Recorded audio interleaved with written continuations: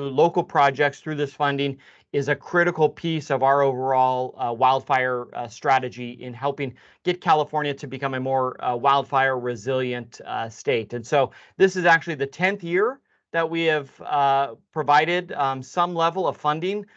We've now had several years where we've had over $100 million, but this is a very competitive program. Last year alone, for every one grant that we were able to award, there were 3 others that we did not have the opportunity to do. And so while we are really working to get this money out quickly, we really want to make sure to help you make sure that your project is fine-tuned so that you can be successful in this process, but then not be discouraged if this year you don't get it, or if you didn't last year, because like I said, it's a very competitive program, but it is a very important one for us to support our wildfire prevention efforts across the state. So with that, I don't want to take up too much of your time, so I'll turn it back to the team, and they'll be able to give you a good overview about this program and answer all your questions. So Natalie, I'll kick it back to you. Thank you, Chief Berlant, and thank you for addressing everyone here today and all of your service. Okay, so let's go ahead and kick it off on our slideshow. Go ahead, Sina, and click the next slide. So a little bit about the program. Our program is based off of multiple funding sources, and the biggest piece of our program or the intention of the program is to help protect people, structures, and communities. We want to help the most amount of people, protect the most amount of structures and infrastructure, things like power lines, et cetera, that might help in case of an emergency.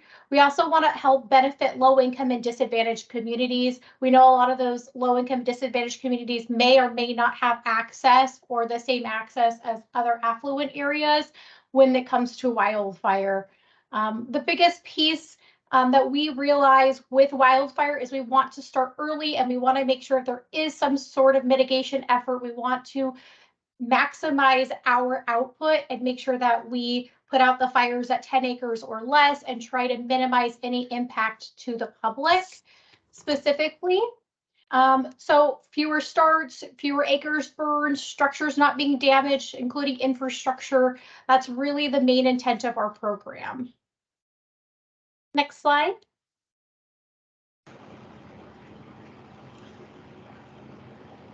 So we can do all of those key activities by utilizing 3 different activity types for our program. A main component of our program is hazardous fuel reduction. We do get the most amount of applications for this specifically, but this is not the only type of project that we allow. Hazardous fuel reduction can be many different sorts of projects, including right-of-way clearance. We could be building defensible space around homes. We could do fuel breaks. There's just a lot of tree removal, brush removal, et cetera, that we can do with the program, where that is one of our major components. The next component we have is wildfire prevention planning. Planning can consist of a CWPP or a community wildfire protection plan, or it could be part of a hazardous mitigation plan in totality. It just needs to be updated versus revised, or maybe that needs to be put in place because there is not one in your county. So that's a huge component. And then wildfire prevention education is another piece. Education can be a booth, it could be door knockers, it could be signage, or it could be any of the above. It could be a training that's put on for prescribed fire to treat the ground. And your project can be one of the categories or all 3 of the categories. It's really up to you when you're designing your project, what you'd like to encompass. Typically, one project doesn't just include one piece. For the majority of our programs, if you're doing some sort of hazardous fuel reduction work, you're probably also doing an education to the public. You're probably providing them with maybe a door knocker, a flyer, or you're putting signage out so that the public knows this work is being done in their area by our program. So each project does not have to have multiple components, but typically they will.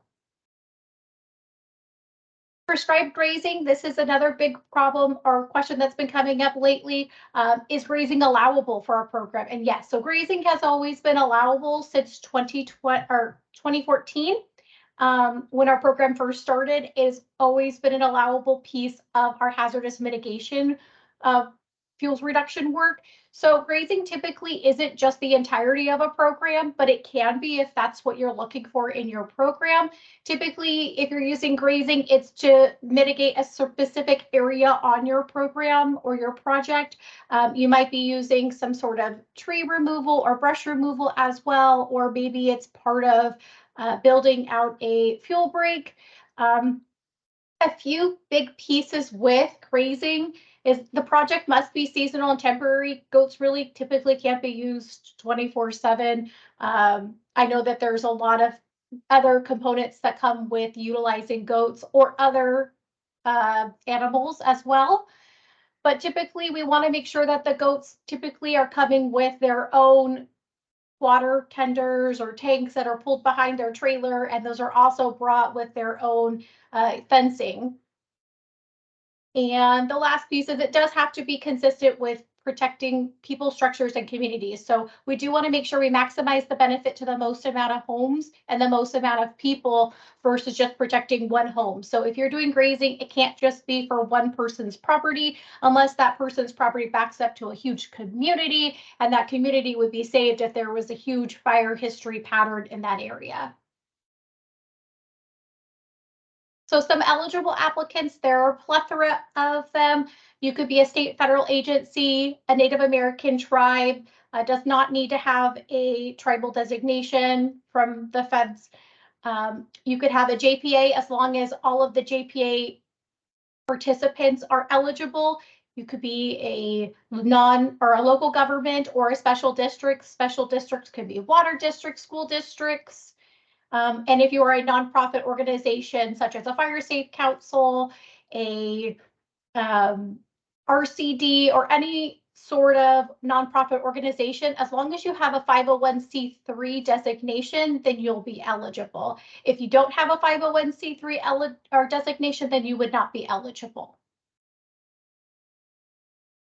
Some of the highlights for our program this year, we are utilizing our grants portal application again. So if you signed up last year, your application from last year will still be in there, and you should also be able to utilize that same profile to add the new project into grants portal. Similar to last year, there is a tracking number that will be assigned. That number is auto-assigned once you save your application. So you'll fill out your profile, fill out your name, phone number, email, and address, and then it'll send you into the application form. Once you save all of the application questions at the very bottom and you go back out to your profile page, there's just like a little landing page. It will actually auto-generate your full tracking number, and that's the tracking number we will assign throughout the entirety of the review process. This year, we are recommending that the funding amount is $3 million or less. We did get quite a few applications last year that were over the $3 million mark, and we weren't able to fund them. So we found that $3 million tended to be a really good sweet spot for applications so that we could fund the most amount of projects that benefited the most amount of communities in California. So that is the new recommended funding amount. And same as last year, purchase of equipment cannot exceed $750,000 cumulative. So if you're purchasing multiple pieces of vehicles, such as like a towable, maybe you have a chipper and you're purchasing a masticator, etc., it just cannot exceed $750,000 for your entire project.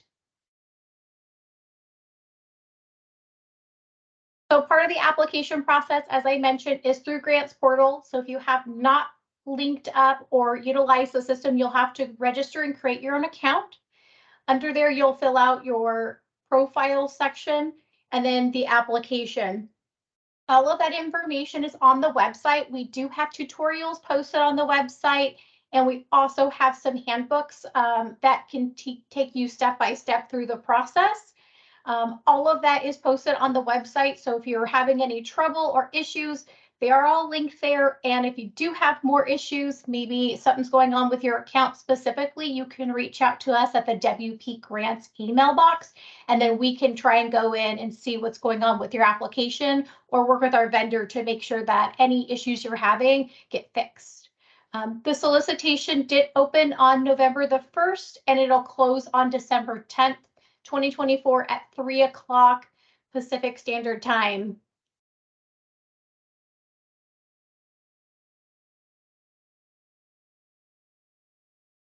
So the next piece is our procedural guide, best practices. So we do have quite a few best practices that we recommend throughout the entire year.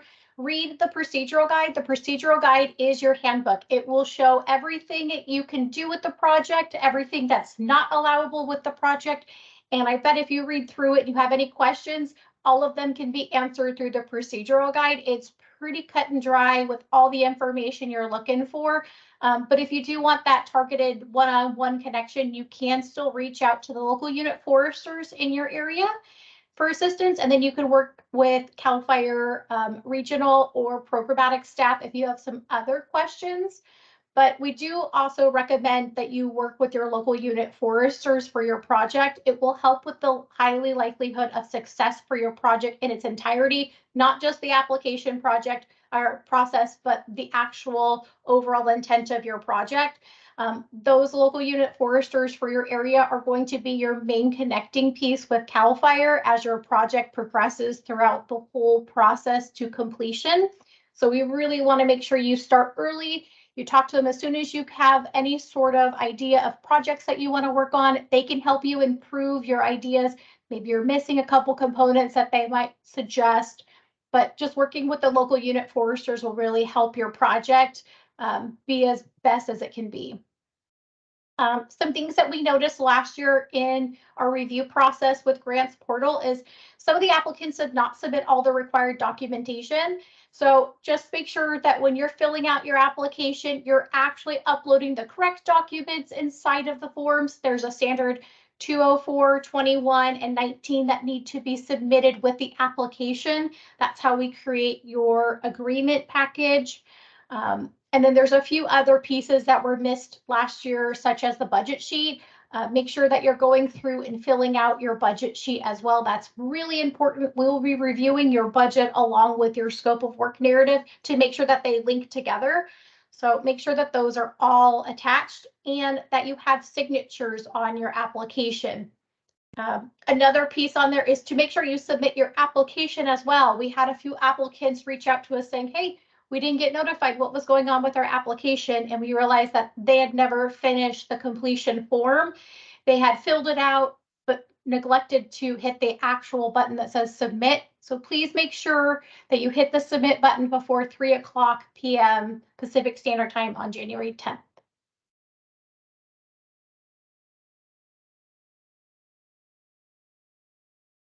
A few more best practices as it's continued is naming your project. The naming convention of your project should not be super long and lengthy.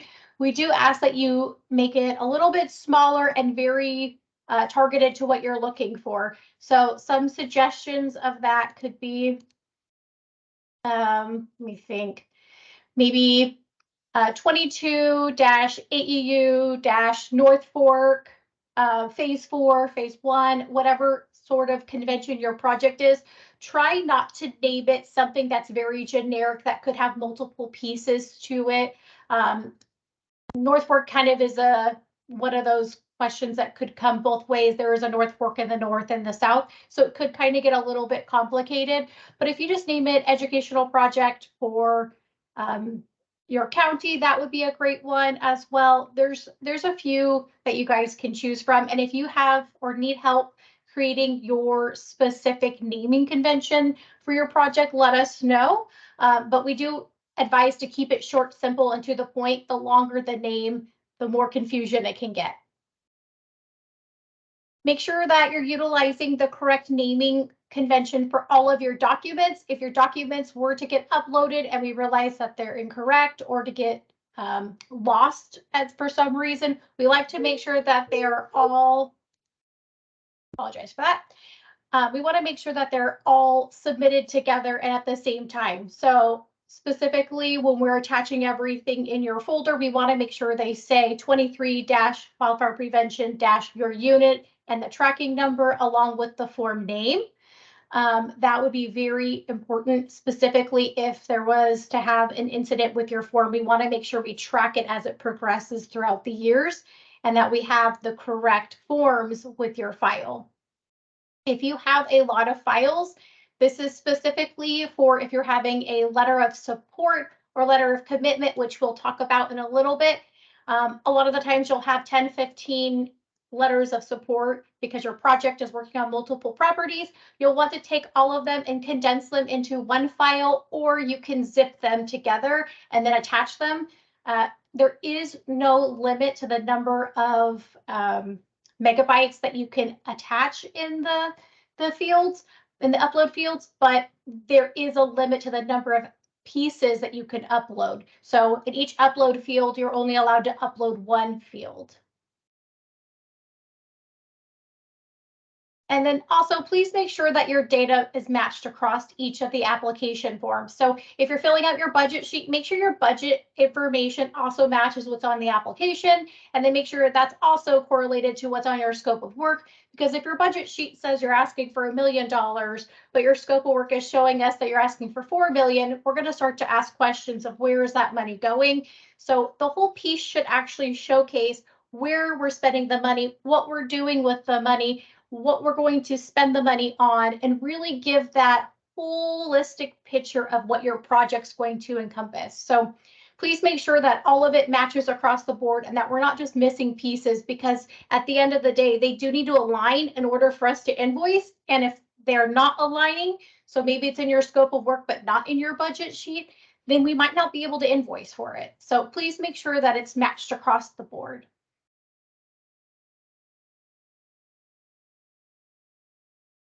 So last little piece for our application best practices, please make sure that you're reporting your accurate treatment acreage. I do know that sometimes it's an estimation because we're going through the CEQA process and things might change during your CEQA process, that you might have to mitigate certain areas.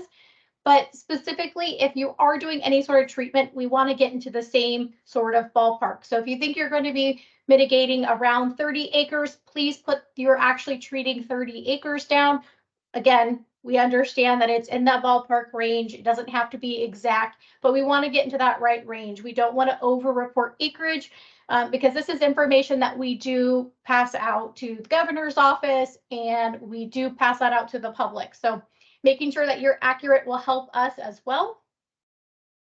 Making sure your funding total should match across the forms. I did mention this previously. The application, the budget sheet, and the scope of work, your dollar amount should all match across all of those forms. If they don't, there could be hiccups in the future. We would have to do an amendment, or it might not get funded if it's really not matching across the forms. So please make sure that what you're asking for is spent out in totality across all of the documents.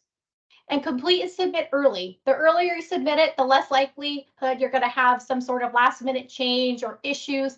And if you submit it and you need it to be sent back to you for any reason, maybe you submitted it 2 weeks early and forgot to upload a document, you have the ability to reach out to us. We can kick it back to you, and then you could re-upload. So if you do it last minute, you're probably not going to have that same ability. So just make sure that when you're submitting it, you're making sure all the documents are in there. You're really double checking everything to make sure all the dollars are matching, and then submit it as early as you can. That way you're not stressed out last minute, missing things, because we know that happens when you're last minute trying to submit your documents. Computer doesn't function, your internet stops working, something happens. There's always the inevitable. So try to submit early as you can to try and not have that stress.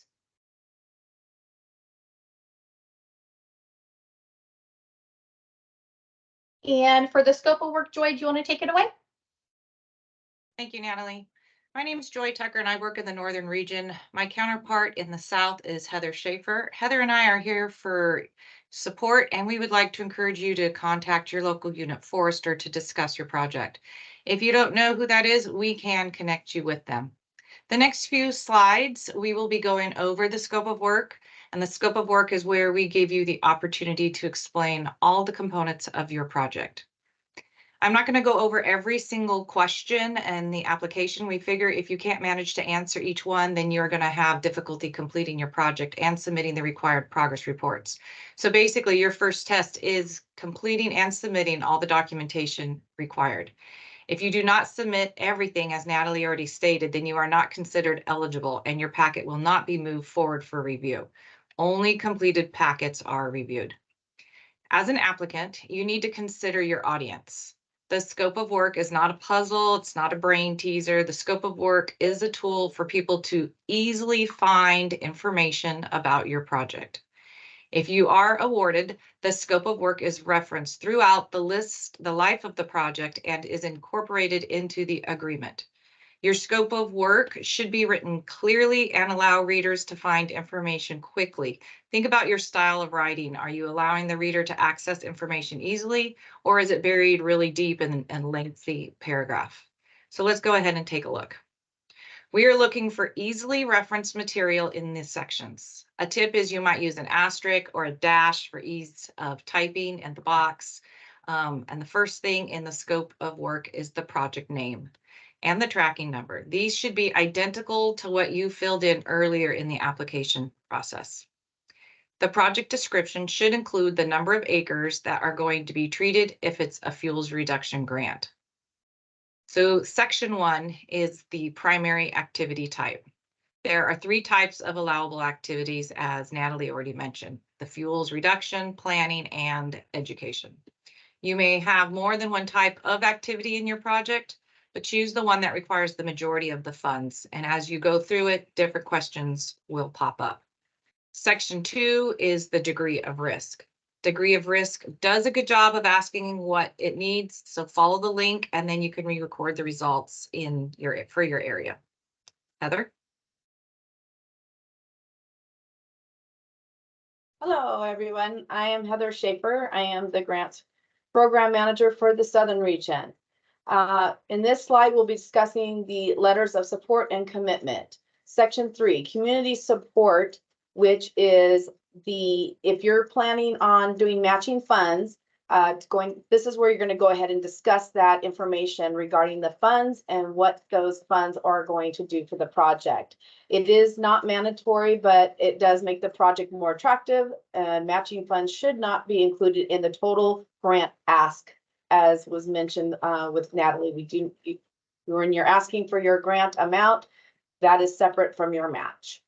Communication is very important, of course. All projects need to have a component communication in them, and this is mandatory so us as the readers can see what the support is offering. Letters, you can include both your letters of support and letters of commitment with your application. This is the difference between the two. Letters of support articulate general support for the grant and are for the entities that have an active role in the project, but they do believe that the project is good and will be a positive impact for that area. Letter of commitment is a document of an organization or individual participating in your project partner. So that would be your match. So the letter of document partners, specific roles, responsibilities, the project, usually in the form of cash or in-kind contributions. And again, that this piece and everything that we've mentioned is in your procedural guide. Next slide. So then your next section for project implementation. This is an important section. Make sure once again that you consider the audience who is reading your responses. We are looking for clear milestones and deliverables. Make sure that the reader can easily articulate how your project is going to benefit our state and your area. So as us being readers, we have certain things that we're looking for. And some of us, it's when you are very concise and clear, it helps us as the readers to be able to see what your project implementation is. Administration, that section is to let us know as the readers what you think you have the skills and capacity to successfully complete this project. As Joy mentioned, this is kind of like your part of your test to let us know what it is that you can do, so that way we know that you can manage this grant as well as do the reporting for your progress reports and invoicing. Okay, and then I'll go ahead and hand it back over to Joy. This is section 6 in the application, and it is the budget. The budget is obviously one of the most important parts of the application. If you didn't need the funds, then you wouldn't be going through all these hoops in the first place. So the budget has two different parts. There's a narrative, and then there's a budget worksheet. It's a spreadsheet style if you haven't ever been. If you have applied for our grants before, you know there's always the narrative, and then it used to be an Excel document. So pretty much the same exact thing still. So the spreadsheet is broken down by categories. Both the narrative and the spreadsheet part are important. They are constantly referenced, and the documents will be used to build the agreements once awarded. They are also used to help with questions, invoicing, and reporting. So there are two separate sections in the application process. The narrative and your worksheet should match. So any amounts that you ask for in the worksheet part, you are going to need to give us a narrative and description and explain what those are going to be used for. So there are 7 categories in your budget. There's salaries and wages, employee benefits, contractual, travel, supplies, equipment, and then other. And I'm going to go ahead and make sure I mention right now that besides this workshop, we are going to have what we refer to as office hours. And one of those office hours is specifically designated for the budget. But I'm going to go ahead also and explain a little bit that these categories have gotten tighter over the years. The salaries and wages is only for salaries and wages. Any benefits and extra costs that the employer is incurred by an employee will go into employees and benefits. So only the wages will be in the salaries and wages. So then the second category was that employee benefits, all the other costs go there. The next category is contractual. There is in the procedural guide, there are pages that specifically go over all 7 areas. And more importantly, they discuss what can be referenced in those areas and what type of supporting documentation is required if you are asking for reimbursement in those areas. You need to read that section first and look at the supporting documentation, because that will tell you where you're going to build it into your budget and make sure you get the right stuff in there. So an example that I want to highlight is for salaries and wages, travel, and supplies. Those all reference only to the grantee. So if you are hiring a contractor and they have travel built inside their contract, that does not go into travel. It stays in the contract category. So I do need you to really look those over. If you have questions about budgets, please make sure you go ahead and ask. Any of the emails at the bottom can help you out with that. The worksheet is a summary part that you fill in each item description, and then you build out the budget. For each item description, you will need to have a corresponding item in the narrative explaining why you requested those funds. Your item description is only a few words, and then the narrative gives you room to expand that description. So for example, under supplies, you might say flagging supplies, but then in the narrative, you would list specific examples of the types of supplies that might be necessary in order to do the flagging. When building your budget, look at the procedural guide again. There's a list of all the categories, the required documentation, and that is going to be a great tool for you when you are building that budget.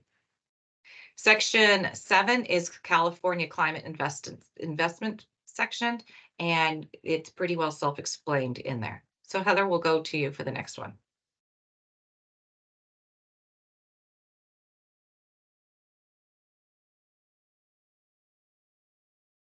Next slide.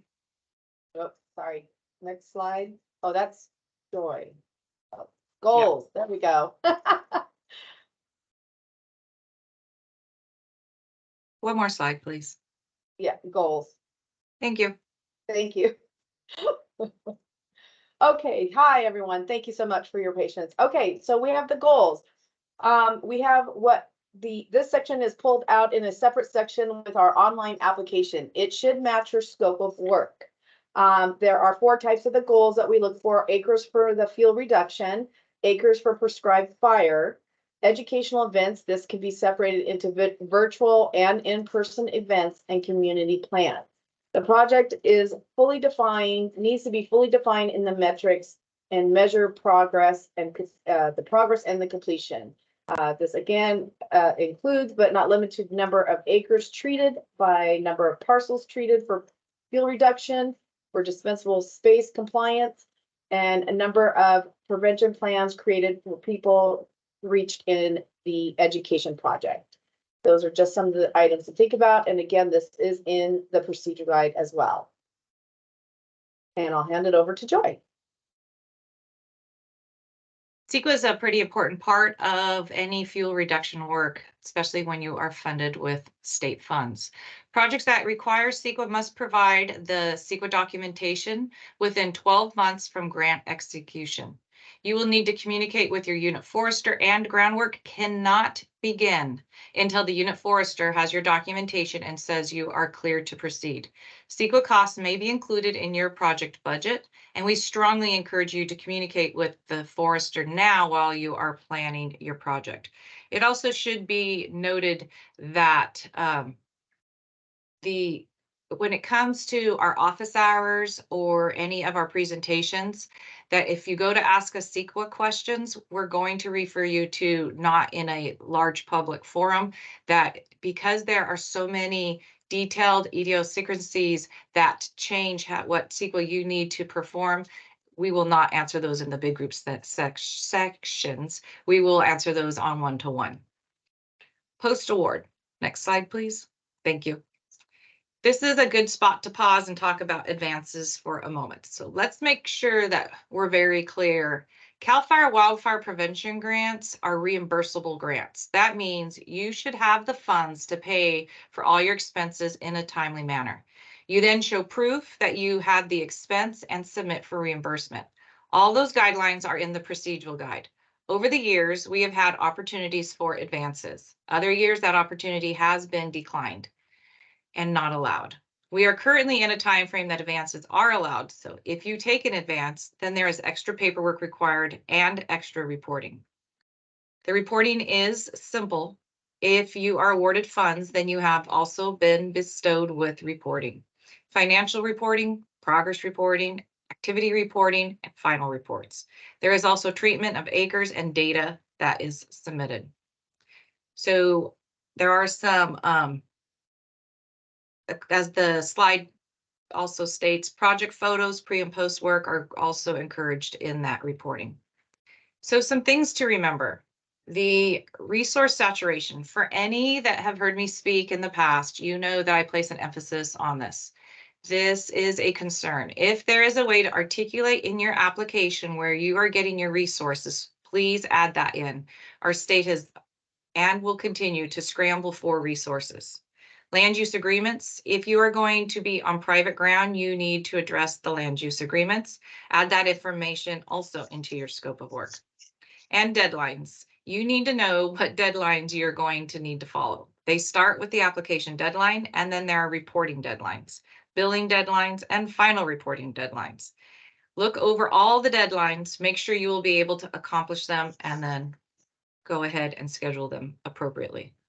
So at this time, I would like to thank you for your time and remind you that the regions and units are here to help you. The next section is presented by Shael and is about the mapping component. We will be available for questions at the end of the presentation. Thank you, Heather. Hello, everyone. My name is Shael. I'll be going over the mapping program requirements. Some new changes that we are continuing from the previous solicitation are that we eliminated the project influence zone polygon requirement. So we're only, for fuel reduction projects, we're only requiring to submit a geopoint and treatment polygons. And for planning and education projects, you will submit a geopoint only.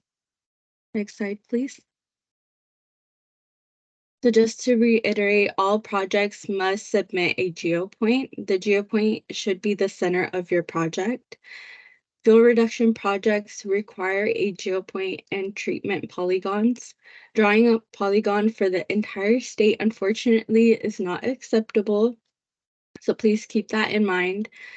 I will drop the link where to request access for the project mapping program. Just a heads up, we are experiencing some issues creating new users. However, we are working to fix that issue right now. if you do have a login already from previous solicitations, you can use that to access the mapping program, so you do not need to create a new one.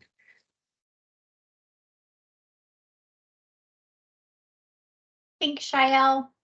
So now we're going to talk a little bit about the review and the award process. So first we're going to apply, and then what's the process afterwards. So first things first, we're going to submit the application. So applications, again, I'm going to reiterate this, they're due January 10th, 2024 at 3 o'clock Pacific Standard Time. That is when all the applications, including your project mapping component piece, will be due. From there, we're going to do a review of the application. So there is quite a few pieces and levels of review. We do go more into depth in the procedural guide, but there is a few levels of review that we go through, including the first piece, which says, are you meeting our minimum qualifications? So are you an eligible applicant? Did you submit all the qualifying documentation that we're requiring? Specifically, and then you'll pass forward through there. Our local units will take a review of the application, and then we will go through as a Sacramento review and do a further analysis from there. We also do a region review during that time period to make sure that all of the applications have eligible activities, and if not, you're notified that you have an ineligible activity inside of your project, and we'll ask to remove it. From there, at that point, we'll either be notified if you are successful or unsuccessful of your application at that point. Once that is notified, we'll also notify out on our website if you're ineligible or if you were successful, along with a notification via mail that'll stipulate what your next steps are and when to get your agreement and when it'll be signed. From there, agreements will be issued and then executed by a specific date. And then once it is signed off by both parties, and I cannot say that enough, the agreements must be signed by your organization and by ours, then you may start working on your project. I know we talked a few times about this, but there are office hours. So starting last solicitation, we offered up something called office hours. That's where we offer our time to help you through your application, any struggles you might be having, specifically because it is a new database that we're working with, and there are a few nuances to the system. It's not as easy as an Excel file and a Word document that you're working with. So we have 4 set up on the calendar, and they are posted on the website under the virtual office hours portion. So if you scroll down to the very bottom of our website, all of our webinar posts are linked there. Same as this, there is no registration required. You just go ahead, click on the link, and join the meeting. The meetings are from 10 to 11 o'clock a.m. Pacific Standard Time on Wednesdays, starting on November 29th. So November 29th, our topic will be budget, the biggest one and the one that we had the most issues with last solicitation. So I highly suggest attending so we can work you through getting your budget all corrected and submitted correctly so you don't have to make any corrections in the future. The following week, we'll have one on December the 6th. That's going over any questions you might have about your application and scope of work. The following week is going to be a miscellaneous or all topics office hour. That's where you can provide any input back to us or any questions you might have. We wanted to leave it open so that a way, if you have any questions filling out your goals, maybe more budget stuff, or anything that might just come to mind on your application, we can work through that. And then the following week will be the project mapping component piece. So if you have any questions about hand digitizing, drawing your polygon, dropping your pins, any of that, we can go over at that point. So resources and tools, I kind of hinted at this at the beginning, but our website is full of tons of tutorials. It's got links. We've had user guides, different portals. We've even have our vendor made some more Loom videos. So if you're having any issues with our budget, we have a new one posted on there. All of our workshops will be recorded and posted on there. And we also have contacts on there. So our emails on there. We have Northern, Southern Region, and GMU's link on there as well. And then we also have our local unit contacts. So you have phone numbers, emails, and ways to contact all of us here at CAL FIRE to help support you through the application process. And again, Thank you so much for your commitment to wildfire prevention and joining us on this webinar. And you can contact us, like I said, at any of those emails that are attached on here. And it's time to do a Q&A. Joy and Heather, would you like to join me for the questions and answers? So if you want to go ahead and ask any questions, you can feel free to answer them in the chat if you'd like, but if not, go ahead and raise your hand and we can start calling on you and you can come off of mute. Cecile, go ahead. How do we know whether we're northern or southern? You can look up your county. What county are you in? Monterey. You're in the southern county, Southern. southern region. Thank you. Yes, sir. Sarah? Sarah, If we were to, as a school district, we're new to this grant, if we were to receive the grant agreement and move forward with the project, could we contract with a local conservation corps to complete the fuel reduction process? yes, you can. Is there any preferential or a letter of support by that local agency that we could include as a letter of commitment? Because even though they wouldn't be contributing You would need to, funds. yes. Okay. Yes, you would But they want to would be- contact them. They would give you a letter that they're willing, or more than willing, it would be that they're able to, within the timelines, to be able to perform that work. That would be the same for any organization that's planning on using the CDCR crews. You cannot assume that they will be able to work on your project. You definitely need to make contact with them previous to that. And that would be more of a letter of a commitment, because even though they're not contributing funds, they would be contributing an active role. Okay, thank you. Yes. Erin, go ahead. Yes, hi. So my question's twofold.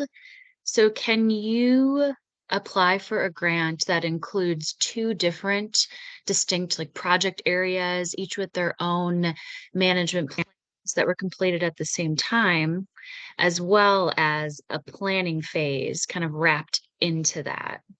Yes, you can. Thank you. Mikkel? Hi, good morning. This is my first time, and I think it might be our city's first time applying for this grant.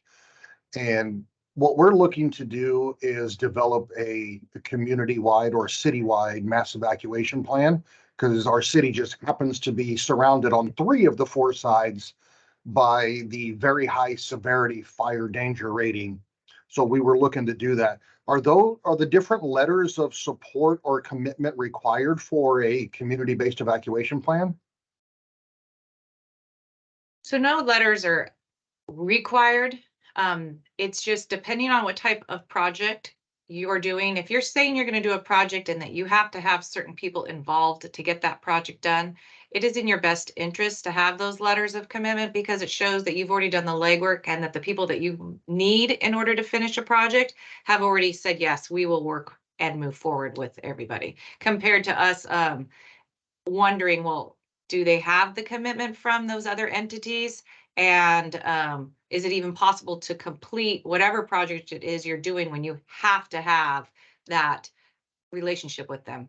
So that's what the letters of commitment are for. When you're stating that you have to have this person and you're showing, yep, we've already made that relationship strong. Does that help you out? It does. And then the only other thing is just with this being my first time applying for this grant, just how rigorous is the acceptance or review process? I want to give us a chance as much as we possibly can. It varies. I would say each year we have a lot of applicants, which I would not deter anybody, but we do award a lot of grants. So we never know exactly how many are going to apply. So I would make sure you make the relationship start with your local unit and then work your way from there. And Mikkel, just so you know, some little statistics, normally we receive about 250 applications and we award typically about 100. So I don't know what the exact math works out to, but that's typically in the range that we can afford to spend all our money to. But there is no specifics that say I have to award 100 grants. That's just typically what it's came out to. Okay, thank you. Emily, Good morning. good morning. I have a question regarding the project name. So we have received 2 prior awards, and they were both for hazardous fuels reduction on some tank sites and water treatment plants. So our first grant, we named it, hazardous fuels reduction. And then the second one, we called it the same thing, but said phase 2. So I'm just wondering if you recommend that we just keep with the same title and label this phase 3, or do you recommend something more specific and unique? Because we're again going to be asking for money for more fuels reduction around infrastructure. If it's still relevant, I would go with the phase 3. Yeah. Okay. All right. Thank you. Erin? Hi, I was looking in the procedural guide and I didn't see any restrictions as far as land type goes where the treatments can be applied. And so just wondering, is federal land also eligible for these treatments? You cut out right when you said that, but all of the land in California is eligible. Okay, awesome, thanks. John?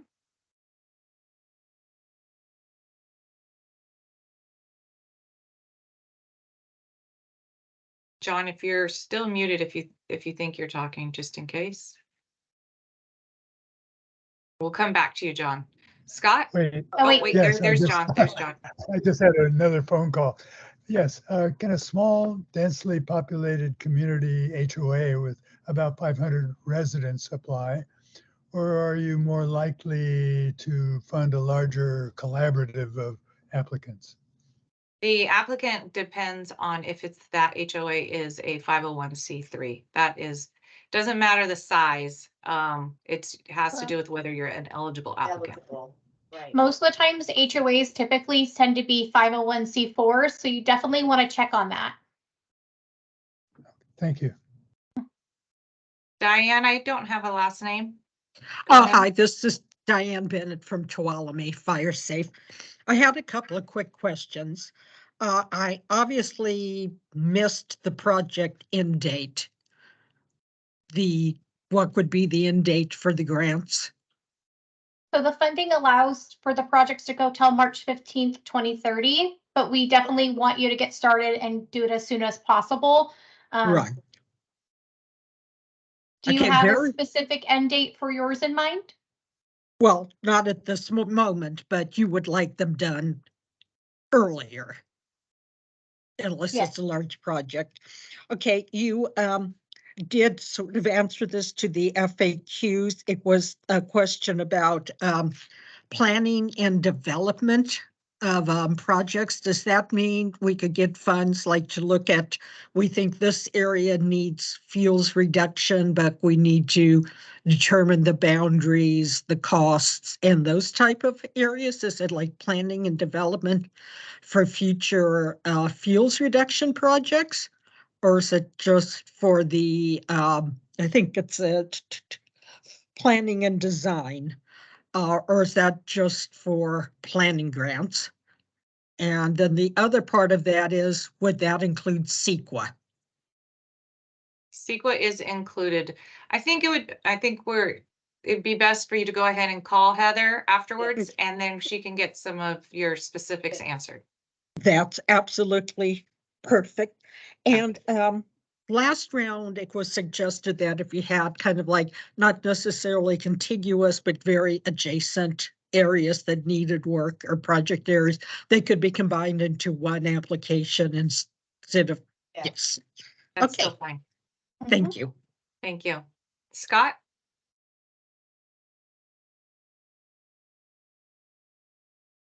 Board process, do you know an approximate date of when you'd know either if you got the project or were denied? So we're looking at potentially summer of 2024, having the announcements go out. So roughly in that time period. And then we would have the agreement sent out probably by July, August, and they would be due back similar to this last year by October. So by Halloween, we would have them implemented and signed. Great, thank you.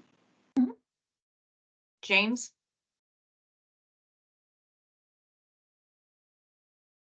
Hi, James Duff, Arinda. I had a question about the need for 501c3s to get permission from private land. Is that something that needs to be ascertained before the grant submittal, or is that just a best practice? It's not just the 501c3s. Anybody that's going to be working on private land is going to need to show that they have either those relationships built or the permissions already. So it's not a requirement that you show us, but you're going to need to articulate that why you think it's still going to be doable without us knowing for sure. Does that make sense? Yes, thank you. Okay. Bree? I have a question about equipment purchase. I was wondering for the equipment purchase if we can purchase used equipment. Yes. Yes, you may. Okay. Yes. And the procedural guidelines state that cost of equipment purchase shall be substantiated by purchase receipt and a bid quote worksheet. Exactly what sort of receipt would be required if we're purchasing used equipment?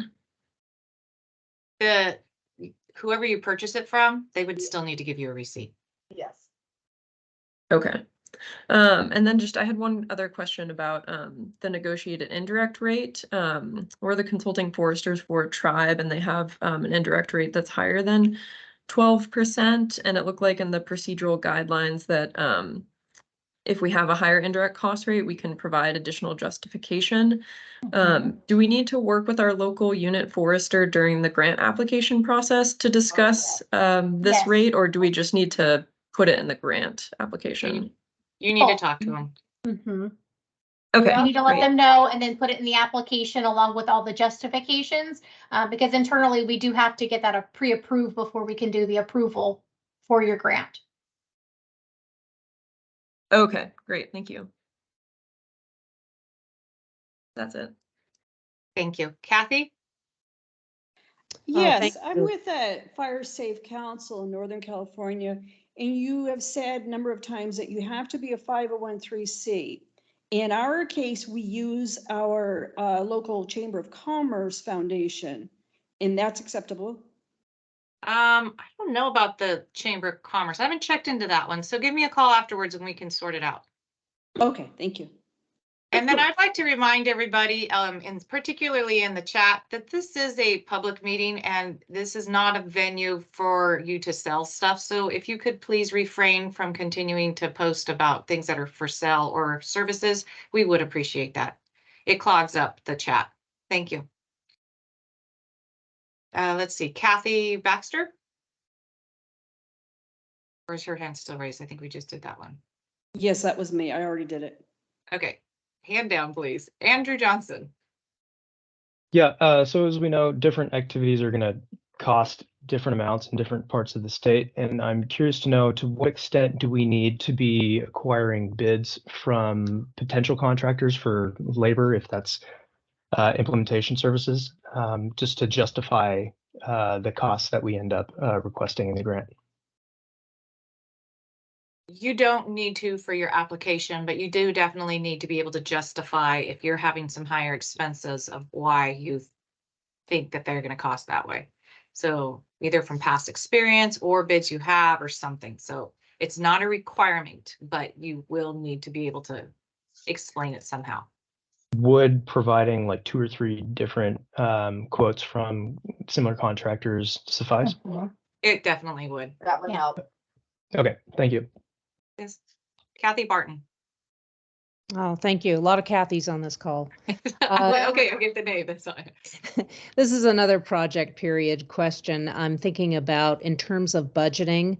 I know there's no set start date, but given the timeline you described a few minutes ago, for budgeting purposes, would it be realistic for us to think about say a November 1st, 2024 start date as the beginning of our project? Yeah, Yes, ma'am. That'd be good, yeah. that's a good date. Thank you. Francis? Yeah, I was wondering if you have to be disadvantaged or underserved No. to receive funds? Okay, and then another question is, we were thinking of doing a dead tree removal project, which would be like half of our county.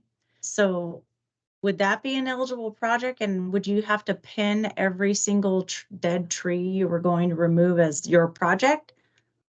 What county are you in? Solano. So we're gonna we want to talk with the unit forester, and we can figure out the proper terms and a way to define the area and the justification for it, for the hazard tree removal. Okay. Okay. So it would be an eligible project. It's an eligible, hazard tree removal is an eligible project. Okay, but talk to the local representative. Correct.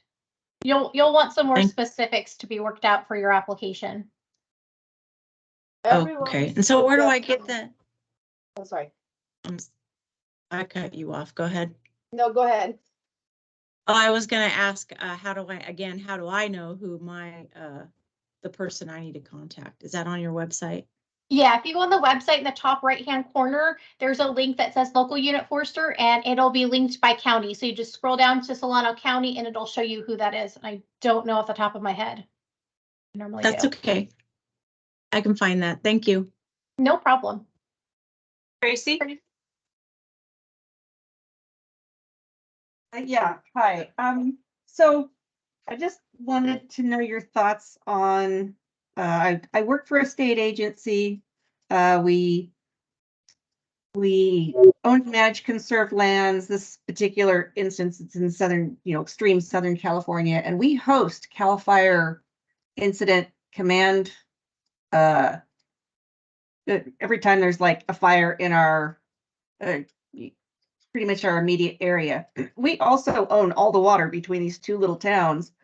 So we do end up supplying a lot of water during these events, but that is now very dependent on a very aged infrastructure that is currently on a deferred maintenance list, and threatens the degree in which we can continue to provide these services.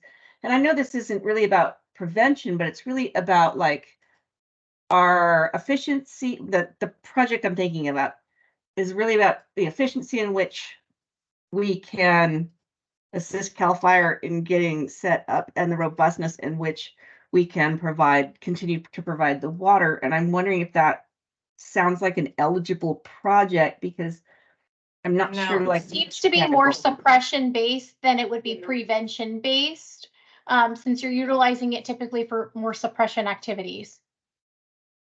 Well, and also this program doesn't do any type of water infrastructure. Any infrastructure. So that would be the key there. So you might check in with your local unit and see if they have any other ideas on maybe a different program or any other things that possibly might be able to help you out. But unfortunately, this program would not be one. She's on my speed dial, of course. So, okay. Well, thank you. Thank you. Let's see. I think we're at Nanette. Yes.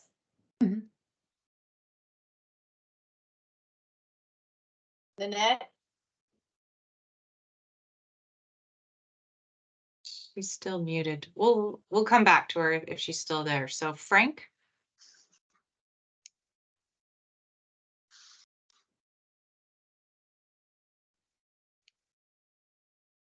I see you're unmuted, Frank, but we're not hearing you. Yeah.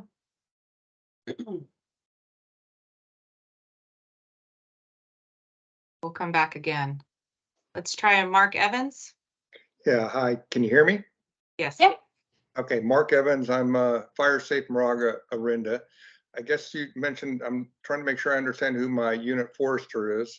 So at the Moraga Orinda Fire District, we have a fire marshal, but also there's Contra Costa County Con Fire, There's Michelle Reinhardt, who's sort of a So fire. Mark, it would be Ed Ori.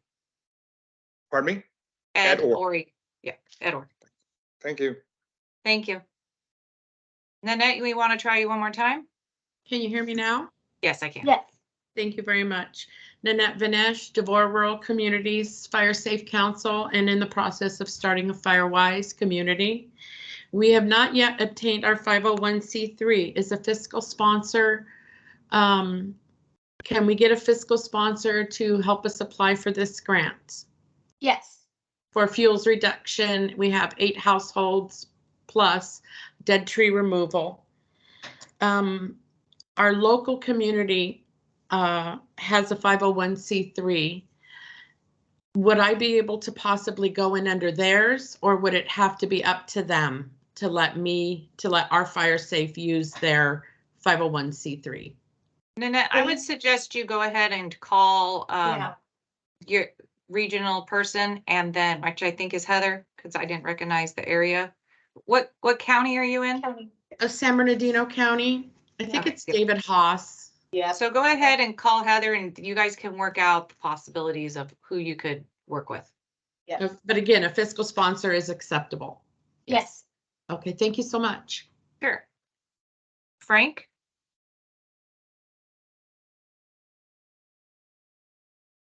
I don't know if he's coming through yet still. And Mark, your hand's still raised. I'm not sure it's supposed to be. Oh, there we go. Sarah? Hi. So I don't know if I got this right. So in the beginning, you had discussed wildfire education and or community outreach as a required component to this grant. Is that correct? No, it's an eligible activity. So sometimes you'll have that as a component. It's not a requirement. Okay, thank you. Sure. And Frank, whoever was trying that, if you would like to contact Heather or myself, we will be happy to answer your questions since we couldn't. I see your mic kept coming on and off, but. Yeah, I just checked back in. I don't know if you can hear me or not. I can hear you. Go ahead. Perfect. I have an execution question. We currently are finishing up a nice EQIP grant within our CD. We're required to sort of complete it by the end of 2026. And I've got several other grant operations going on right now because we'd like to start this year. The question is, a bulk of the work will be done in the 2024 timeframe, the 24-25 timeframe. Can we submit an application for the project and then it sort of condenses down over time? I mean, we can isolate the sections so that we make sure that the CAL FIRE section is done separately from the others that we've already done. Do you have other funds on this? I think that the best scenario for this question would be for you to call Heather or myself, and we can work out those details again. Great. Okay. Thank you. Okay, Natalie, it looks like all the hands have been answered. I think so. And Are there it's any other 11. questions? Any last questions? Can you hear me? And you may go. Yeah. Yes. Okay. Thank you. Yeah. Sorry, the little hand wouldn't work. So I have a similar question to the homeowners association one. If we partner with a 501c3 and we provide the matching funds, would that be acceptable for that for that organization to get funding through you and us match? There's no match requirement in this program. Right. So I'm not, I don't think that's a necessity. Okay. It's eligible, but it's not required. Got it. Okay. And then are local fire departments eligible for these grants as well? So like a city fire department would be eligible? Okay. Yes. Thank you. Yes. Any other last minute questions? Jamie?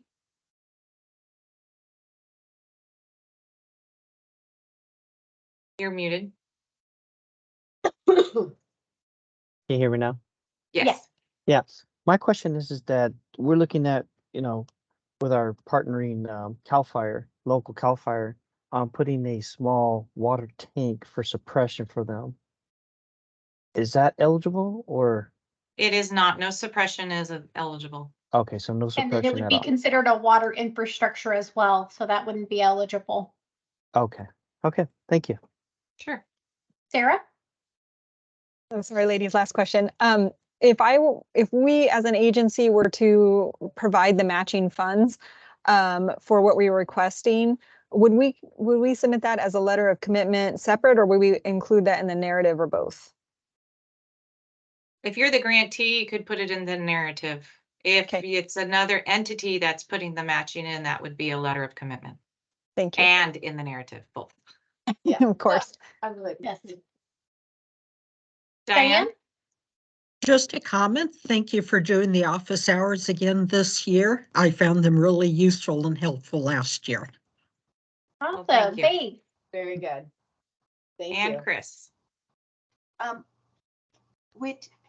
If we don't have a lot of matching funds, we have some donations. I'm talking about a local organization that's a 501c3 in Timber Cove area, in the Timber Cove Fire Protection District. Does that give us a disadvantage? No rematching is required. So, but we need the funds or we need a really cooperative contractor to wait to be reimbursed for his invoices. And I'm a retired civil engineer, and I know they don't usually want to wait more than a couple months to be paid.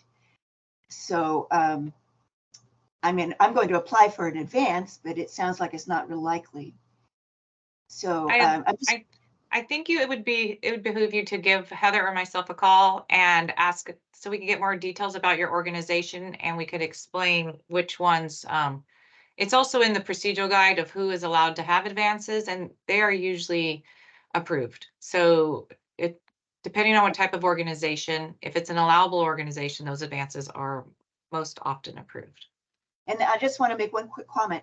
I talked to the fire chief, one of the local fire chiefs, and he said a grant was, I'm not sure that it was approved, but it was nearly approved. I don't know if it was CAL FIRE, but they went through a whole process of looking at the money and looking at the scope of work, and then the people whose land the grant was intended for backed out because they had to provide so much money of their own. So I'm going to go through this whole thing. I've managed large projects for the city of San Francisco. I can go through all these hoops. It'll be a very interesting thing now that I'm retired, but I don't want to start encouraging people if somehow they're going to be required to come up with so much of their own money. It's not required.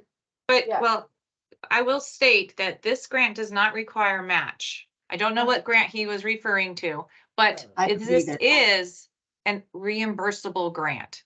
So any entities that are applying do need to consider when their bills will be done. We pay our bills after the invoice is approved. It is when you submit an invoice and it makes it through the approval process, meaning both parties agree that you have submitted all the required documentation. It is usually paid within 6 to 8 weeks. So I'm not sure what project or program he was referring to, but in our case, that's how this program is ran. Yeah, thank you so much. That's an excellent turnaround time. I'm impressed because I've heard the state can take 6 to 9 months to pay.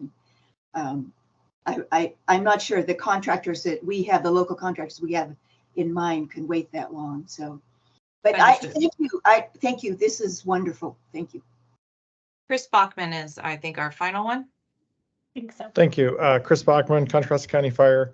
So we're looking at a shaded fuel break as we're deciding the exact location of where it's going to go. It potentially could touch 2 or 3 other jurisdictions, maybe only about 10% each jurisdiction of the total shaded fuel break. So 80% would be ours, 10% would be 2 different fire districts. I think their concern would be is if we're doing that, we're the agency that's applying. Would that knock them ineligible that they could submit their own fuel reduction project or their own, maybe they want public education or they have a different thing It in does mind, but not just because make of them. Will not. No, it does not make Okay. them uneligible, but since you will be working with them, you definitely need to make sure that the unit is involved and talk to Ed and make sure that everybody is on the same plane. Okay. Appreciate it. Thank you. Sure. So It Natalie, looks you like- want to remind everybody about the office hours? We had already spoken with Chris. Chris, did you have another question? Nope. Okay. Yeah, so we're going to be having our office hours again. I did mention that we're starting them on November 29th at 10 a.m. to 11 a.m. It's just a place where you can show up, and we have specific topics in mind. The first one is the budget. The following week, again, is the application scope of work. The next week from there is going to be any and all topics. So similar to this Q&A portion, you can come in with any questions and we can help you out. And then the last one will be for our project mapping component, any issues or questions you might have. But we're open just like this. You'll just click on the button on our website at the very bottom and just join the meeting similar to this. And we welcome you guys to attend. And before she goes, we do want to, Heather and I do want to make sure that you understand that we have the office hours, but we also have the 3 different emails that were at the end of the presentation. And those emails are available, and we have staff that will get back a hold of you to give you a hand. Yeah, so anytime during the application process, feel free to reach out to us, contact us, call us, email us. Thank you for showing this, Heather. I appreciate it. In the very right-hand corner, you'll see all of our contact information linked there. Very important. We will have the website, or I'm sorry, the workshop webinar posted on here at the top as well. So once this is finally concluded, we will edit it and post it on the website once it meets ADA compliance standards. And then we will also post the PowerPoint presentation as well. So you will have both as access if you guys need it, and they will be on the website. Heather, would you scroll down to the bottom real quick? Thank you. Where it says virtual office hours, they are all linked. So if you go ahead and click on them, they will attend you right to that meeting. So this is today's meeting. Click right there for budget, scope of work, miscellaneous, project mapping component. They're all listed. If you are subscribed to our listserv, I will be sending out a listserv for each of them, which will also have the link in there. So that will be coming to your email box as well.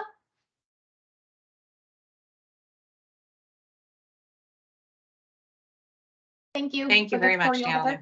Heather. And with that, we will conclude the workshop webinar. If you guys have any further questions or any more in-depth questions, please go ahead and email us or contact us, okay? Have a wonderful day. Thank you, everyone, for joining. Thank you.